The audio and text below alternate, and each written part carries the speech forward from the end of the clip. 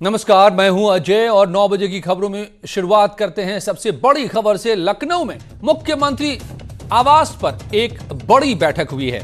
बैठक में अयोध्या में राम मंदिर के शिलान्यास की तारीख और तैयारियों पर मंथन किया गया है। बैठक में मुख्यमंत्री योगी आदित्यनाथ के अलावा धर्मार्थ कार्य मंत्री नीलकंठ तिवारी और राज्य के आला अधिकारियों के साथ अयोध्या के डीएम भी शामिल हुए। हालांकि अयोध्या के डीएम वीडियो कॉन्फ्रेंसिंग से जुड़े। बैठक में पीएम मोदी ने मंदिर के शिलान्यास की तैयारियों को लेकर चर्चा हुई कि प्रधानमंत्री को न्योता भेजा जाएगा और पूरी तैयारी के बाबत चर्चा हुई। आज लखनऊ की बैठक के अलावा कल अयोध्या में राम जन्मभूमि तीर्थ क्षेत्र ट्रस्ट की बैठक होनी है। उम्मीद की जा रही है कि करीब करीब शिलान्यास की तारीख आज ही तय हो सकती है। अनामिका मेरे साथ जुड़ गई हैं, हमारी संवाददाता लखनऊ से। अनामिका, जाहिर है जिस तरह की गतिविधियां बढ़ती दिखाई दे रही हैं शिलान्यास को लेकर, कुछ बड़ी बातें निकल सकती हैं, तारीख तय हो सकती है, पीएम को न्योता भेजा जा सकता है, क्या खबर? देखिए अजय, अगर बात करें मुख्यमंत्री की आज की बैठक की, तो मुख्यमंत्री ने कल ट्रस्ट की बैठक से पहले आज प्रेजेंटेशन देखा है। अयोध्या में जो कामकाज चल रहा है उसको लेकर के, राम मंदिर के निर्माण से पहले जो शिलान्यास होना है, शिलान्यास की जो तैयारियां हैं, चूंकि कहा जा रहा है कि पीएम मोदी को अगर वर्चुअल वो नहीं करते हैं और वो आते हैं सीधे अयोध्या, तो उसके लिए तैयारियां पहले से बहुत प्रिपेयर होनी चाहिए। इसको लेकर के मुख्यमंत्री ने आज प्रेजेंटेशन देखा है और बेशक उनकी बातचीत अयोध्या में भी साधु संतों से लगातार हो रही है। कल ट्रस्ट की जो बैठक होगी अयोध्या में, जिसमें तमाम बातों के साथ साथ ये भी चीज सामने आ रही है कि 2 से 3 अगस्त का जो समय है श्रावण पूर्णिमा का, उस दौरान ये कहा जा रहा है कि प्रधानमंत्री मोदी को बुलाने के लिए, उनका आमंत्रित करने के लिए कल जो फाइनल डेट होगी वो डिक्लेयर की जाएगी कल की ट्रस्ट की बैठक में। लेकिन पीएम मोदी के आने से पहले जो तैयारियां शिलान्यास को लेकर के, खासतौर पे उस संवेदनशील एरिया जहां पे मंदिर का निर्माण होना है, 2.77 एकड़ का वो एरिया है जहाँ पे साफ सफाई का काम चल रहा है। आप ये जानते हैं कि पत्थरों को तराशने का काम सालों से चल रहा है। तो ये तैयारियां कहाँ तक मुकम्मल हो पाई हैं, क्योंकि कोरोना के केसेस भी लगातार बढ़ रहे हैं, लखनऊ में भी बढ़ रहे हैं, अयोध्या में भी बढ़ रहे हैं। तो इस कोरोना काल में अगर शिलान्यास करवाना है प्रधानमंत्री मोदी से, तो बहुत सारे एहतियात के साथ साथ जो तैयारियां, जो इंतजामात हैं, उसको भी देखना होगा। इसके मद्देनजर आज मुख्यमंत्री ने प्रेजेंटेशन देखा है, लोगों से बातचीत की है और कल भी ट्रस्ट के तमाम लोग बैठक करेंगे, बातचीत करेंगे। तो कल की बैठक से बहुत सारी बातें साफ हो पाएंगी। ये भी साफ हो पाएगा कि आखिर 2 से 3 अगस्त का जो समय है वो ठीक है या नहीं है पीएम मोदी को बुलाने के लिए। और अगर बुलाना है पीएम मोदी को, तो ये जो 1.5 महीने का समय होगा, इसमें तैयारियां तेज कर दी जाएंगी, इसको लेकर के मुख्यमंत्री ने आज भी निर्देश दिए हैं और कल भी बहुत सारी बातें तो साफ है कि आप आज जो इस वक्त बैठक चल रही है, सीएम योगी जो बैठक ले रहे हैं, आप देख रहे हैं अपने आवास पर मंदिर निर्माण से जुड़े तमाम लोगों के साथ, और जो कल बैठक होनी है इसके बाद तस्वीर साफ हो जाएगी। कब शिलान्यास होगा, पीएम मोदी उसमें शरीक होंगे और किस तरह से सब कुछ आगे बढ़ेगा। धन्यवाद अनामिका। और अब रुक करते हैं अयोध्या का, जहां पर राम मंदिर के शिलान्यास की तारीख का ऐलान अब हो सकता है, ऐसे तमाम संकेत मिल रहे हैं। कल दोपहर 3 बजे ट्रस्ट की अहम बैठक होने वाली है, जिसमें ट्रस्ट के सभी पदाधिकारी और जन्मभूमि परिसर के सुरक्षा सलाहकार के शर्मा भी शामिल होंगे। बैठक में मंदिर निर्माण की तारीख के साथ पीएम मोदी के दौरे की रूपरेखा भी तय की जाएगी। माना जा रहा है कि अगस्त के पहले सप्ताह में मंदिर की आधारशिला पीएम मोदी खुद अपने हाथों रख सकते हैं। 3 बजे ट्रस्ट की बैठक होगी, वो भी इसी स्थान पर होगी और वहाँ का एजेंडा तैयार हुआ है। एजेंडा आज दिखा दिया गया है। चंपत राय जी पूरा सब दे चुके हैं। वो जन्मभूमि के लिए आए व्यय जो अब तक जो हो चुका हो सब पर हिसाब दे दिया जाएगा और सब ट्रस्टी लोग एक चुके हैं, सब उसको मानने के लिए तैयार रहेंगे और सब बनाने के लिए वो सब विचार चलेगा कैसा क्या किया जाएगा। कल ट्रस्ट की बैठक है और इतने वर्षों के बाद आदेश आया है भव्य और दिव्य श्री राम जन्मभूमि मंदिर निर्माण हो। इसके लेकर अयोध्या के साधु संत और आम जनमानस भी एक उत्साह है कि जल्द ही भव्य और दिव्य राम जन्मभूमि मंदिर निर्माण हो और माननीय प्रधानमंत्री जी भी उसमें आए भूमि पूजन में। राम मंदिर निर्माण को लेकर राम जन्मभूमि ट्रस्ट की एक महत्वपूर्ण बैठक कल 3 बजे होगी। यह बैठक सर्किट हाउस में होगी। ट्रस्ट के पदाधिकारियों के साथ साथ राम मंदिर निर्माण समिति के चेयरमैन नृपेंद्र मिश्र भी बैठक में शामिल होंगे। बैठक में इस बात का निर्णय लिया जाएगा कि राम जन्मभूमि का शिलान्यास किस दिन हो। निर्माण को लेकर प्रधानमंत्री नरेंद्र मोदी को किस दिन अयोध्या बुलाया जाए, यह भी ट्रस्ट में निर्णय लिया जाएगा। देखना यह होगा कि किस दिन प्रधानमंत्री नरेंद्र मोदी शिलान्यास के लिए अयोध्या में होंगे। के शुक्ला, न्यूज़ 18 अयोध्या। और बड़ी खबर इस वक्त ही बता रहे हैं आपको, विकास दुबे का बिहार कनेक्शन सामने आ रहा है। बिहार से कंट्री मेड असलहों की सप्लाई होती थी, तो इससे पहले लाइसेंसी हथियारों का जखीरा कैसे बनाया था, सबके नाम पर लेकर के यह आया था। और अब जो बड़ी खबर आ रही है, विकास दुबे का कंट्री मेड असलहों की सप्लाई होती थी, बिहार कनेक्शन। विकास दुबे बिहार से ये देसी पिस्टल मंगाता था। पुलिस जांच में यह खुलासा हुआ है। हथियारों के सप्लायर की भी जानकारी मिली है और अब सप्लायर को तलाश रही है पुलिस। अमित गंजू जुड़ गए हमारे साथ। अमित, तो बताओ, हर तरह के हथियार का जखीरा रखता था विकास दुबे, ये साफ हो रहा है। अब बिहार कनेक्शन सामने आ रहा है। देखिए अजय जी, मैं आपको बताना चाहूंगा, जिस प्रकार से ये गैंगस्टर था, जैसे इसका नाम वैसे ही इसका नेटवर्क। हालांकि ये मुठभेड़ में मारा गया वो अलग बात है, लेकिन जिस तरह एसटीएफ की जांच और पुलिस की जांच बढ़ती जा रही है, वैसे वैसे तमाम चीजें ऐसी हैं जो गुत्थियां थी उलझी हुई, वो अब सुलझती जा रही हैं और एक एक करके चीजें सामने आ रही हैं। अब उन चीजों को सामने आ रही हैं जिन असलाहों की बात की जा रही थी, उसमें बिहार कनेक्शन निकला है। अगर हम सूत्रों की माने तो बिहार से कंट्री मेड जो पिस्टल्स हैं, मॉडिफाइड पिस्टल्स थी, उनकी पूरी खेप बाकायदा विकास के पास आती थी और उनके गुर्गों के पास। ये जांच में चीजें सामने आई है। अब वो सप्लायर जो इससे पूरी मदद करते थे, उसके एनकाउंटर में डेथ के बाद से वो 9-2-11 हो चुके हैं। पुलिस के लिए अभी बहुत बड़ा टास्क है कि उन तक वो कैसे पहुंचे, उन्हें कैसे अनर्थ करे, उन तक कैसा पहुंचा जाए, एक सबसे बड़ा है। लेकिन एक बात सही है कि कानपुर के एक छोटे से गांव से शुरुआत होते होते पूरे उत्तर प्रदेश के कानपुर से लेकर अगर हम बिहार के बॉर्डर तक बात करें तो 27 जनपद आते हैं। उनको पार करते हुए वहां तक नेटवर्क फैलाना और वहां के असलाहें लाना अपने एक बड़ी बात है और ये जांच का विषय। अब निश्चित तौर पर जब एसटीएफ और पुलिस एक साथ जांच करेगी तो कई और चीजें निकल के सामने आएंगी। धन्यवाद अमित आपका। तो एक तरफ लाइसेंसी हथियार तमाम लोगों के नाम पर रखता था, बहुत सारे लेकर के अपने साथ विकास दुबे, और दूसरी तरफ अवैध तमंचे भी बड़ी संख्या में रखता था। और अब ये खुलासा हो रहा है, बिहार से ये अवैध तमंचों की सप्लाई आती थी इसके पास। और जो एनकाउंटर हुआ विकास दुबे का, इस गैंगस्टर का, इस मामले में आज यूपी सरकार ने सुप्रीम कोर्ट में अपना जवाब दाखिल किया। फर्जी एनकाउंटर के आरोपों से साफ तौर पे इस जवाब में इनकार किया गया है। सरकार ने अपने जवाब में कहा है कि विकास दुबे ने पुलिस पर 9 राउंड गोलियां चलाई, जिसके बाद पुलिस ने गोली चलाकर उसे सरेंडर करने को कहा, मगर विकास ने सरेंडर करने के बजाय पुलिस पर ही फायर शुरू कर दी। इधर कानपुर के बिकरू में हमले की रात पुलिस ने एनकाउंटर में विकास दुबे के कथित मामा प्रेम प्रकाश और चचेरे भाई अतुल दुबे को मुठभेड़ में मार गिराने की बात की जांच की जा रही है। आज फॉरेंसिक टीम की मौजूदगी में पुलिस ने गांव में जाकर एनकाउंटर का रिक्रिएशन किया। के बिकरू गांव में 8 पुलिसकर्मियों की शहादत के बाद सुबह सर्च ऑपरेशन चलाया गया। सर्च ऑपरेशन के दौरान पुलिस को सूचना मिली कि पास के गांव काशीपुर निवादा के जंगलों में विकास दुबे के 2 सहयोगी रुके हुए हैं। पुलिस ने उनकी घेराबंदी की। इस घेराबंदी में विकास के 2 गुर्गे प्रेम प्रकाश और अतुल मार गिराए गए। किस तरीके की पोजीशन थी उसको रिक्रिएट किया जा रहा है। किस हालात में इनकाउंटर हुआ उसको रिक्रिएट करके समझने का प्रयास किया जा रहा है। फॉरेंसिक टीम की मौजूदगी में ये रिक्रिएशन चल रहा है और फॉरेंसिक टीम तमाम वो साक्ष्य इकट्ठा कर रही है जो इस इनकाउंटर के लिए ज़रूरी हैं, जिन्हें कोर्ट में पेश किया जाना है।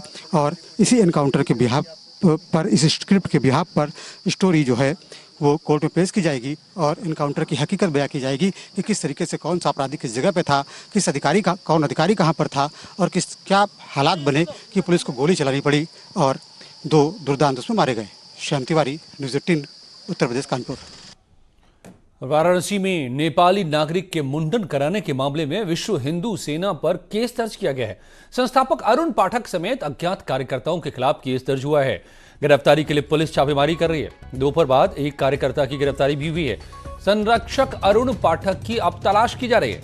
आपको बताएं कि वाराणसी में नेपाली नागरिक से बदसलूकी के मामले में नेपाल के राजदूत ने सीएम योगी से बात की, जिसके बाद सीएम योगी ने सभी नेपाली नागरिकों की सुरक्षा का आश्वासन दिया है।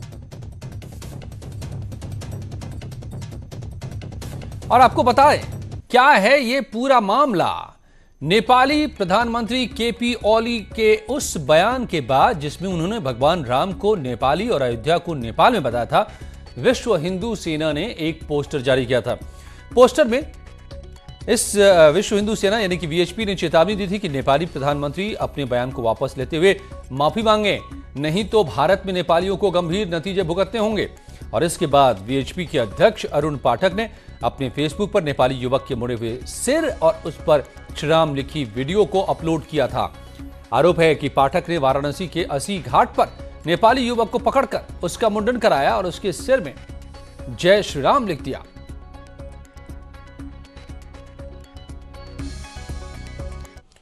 और कोरोना के मामले लगातार बढ़ रहे हैं। इसकी एक बड़ी वजह है लोगों या संस्थाओं द्वारा नियमों का पालन न करना।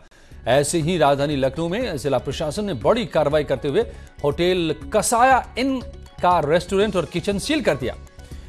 इस पर कोविड-19 के प्रोटोकॉल का पालन नहीं करने का आरोप है, जिसके बाद जिला प्रशासन ने ये कार्रवाई की है।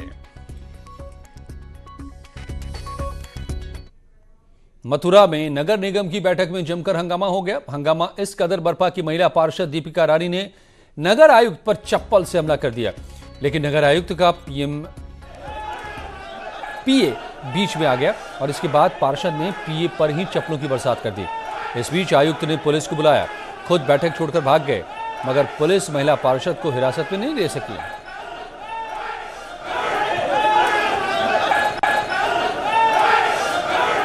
देखिए माननीयों की ये ओछी हरकत।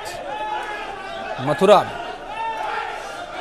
में नगर निगम की बैठक में जूतम पैजार।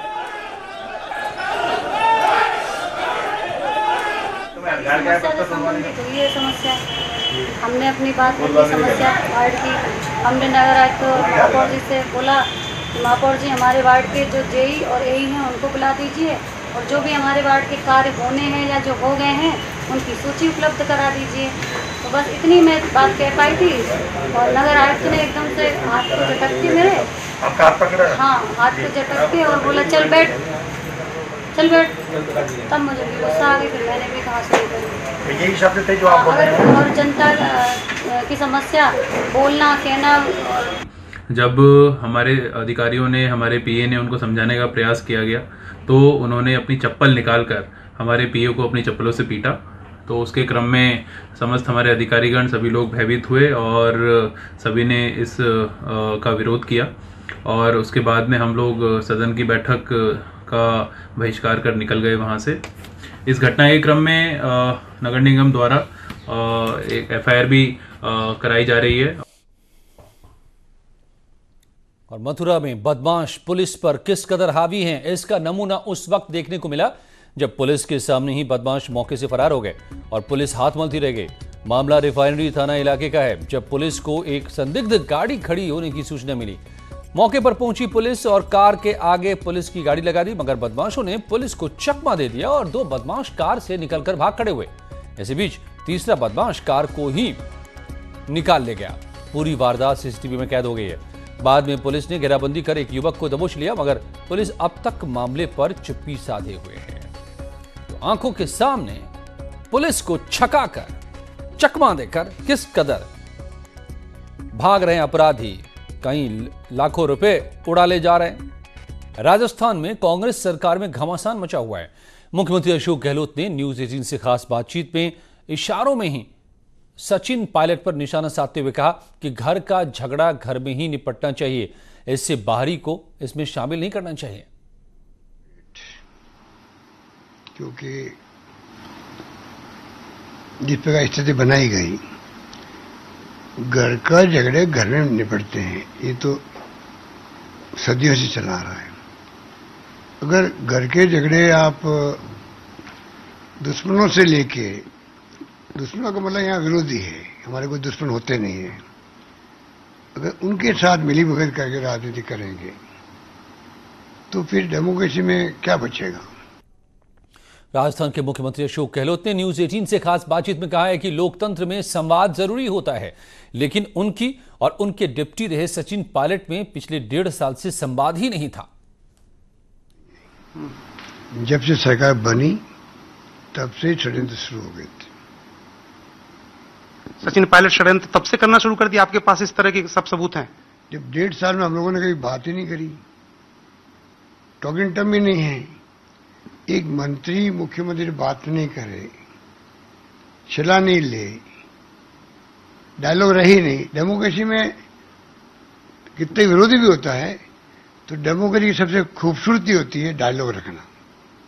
डायलॉग तो आवश्यक होता है, डायलॉग ही नहीं है और जो खबरें आती गई 1.5 साल तक, उसके लिए तो एक किताब लिख दो बोले पूरी आप।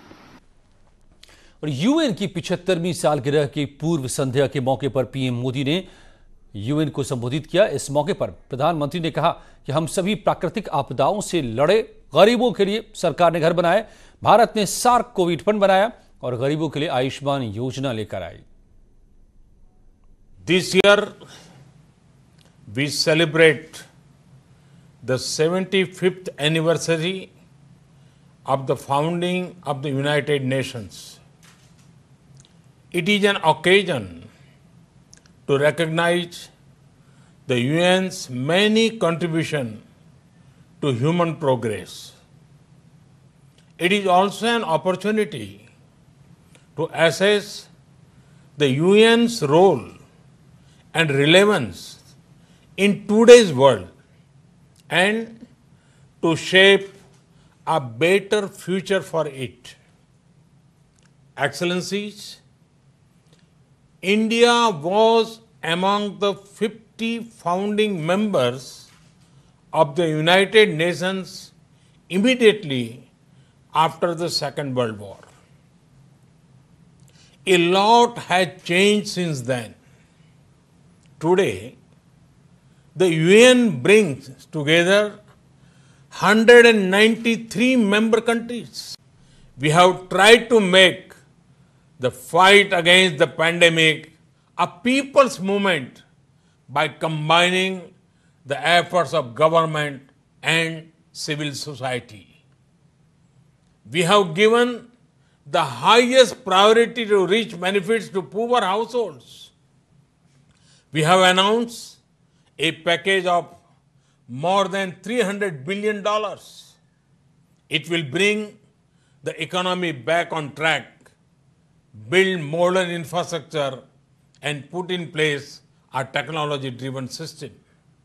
We have put forward a vision of Atmanirbhar Bharat, a self-reliant and resilient India integrated with the global economy. Excellencies, India firmly believes that the path to achieve sustainable peace and prosperity is through multilateralism. As children of planet Earth, we must join hands to address our common challenges and achieve our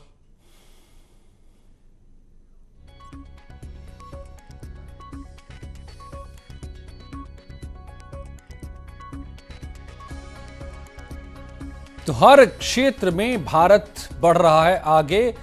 अब UN में प्रधानमंत्री का ये बयान, corona से लड़ाई को एक आंदोलन की शक्ल दिया हमने, हमारी सरकार ने, प्रधानमंत्री ने ये दुनिया के सामने कहा।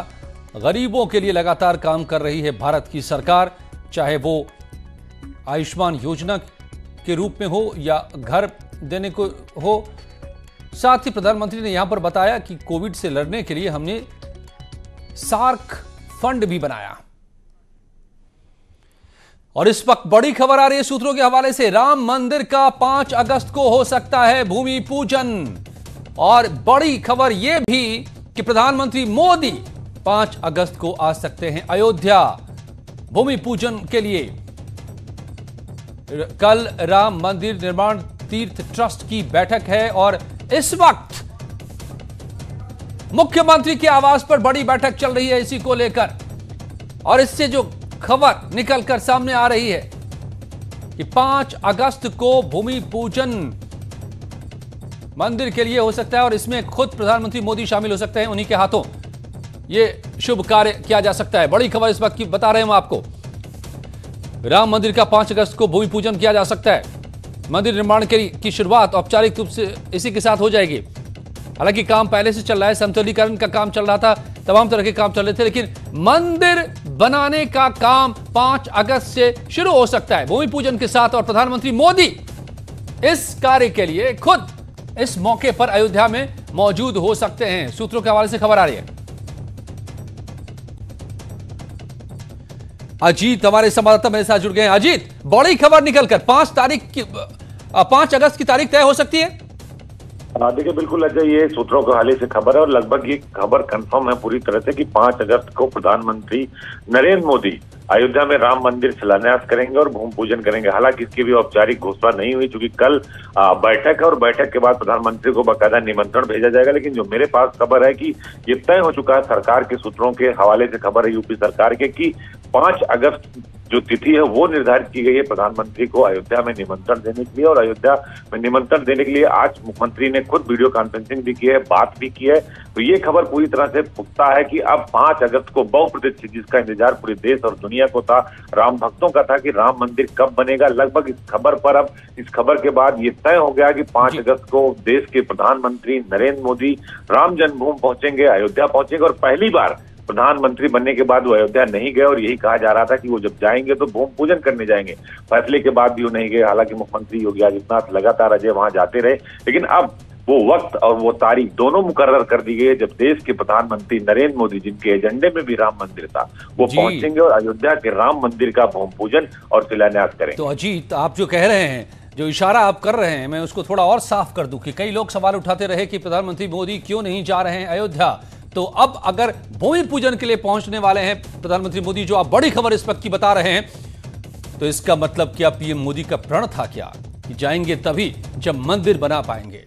और क्या यही होने वाला है? बहुत बहुत धन्यवाद अजीत आपका। जारी है यहां खबरों का सिलसिला।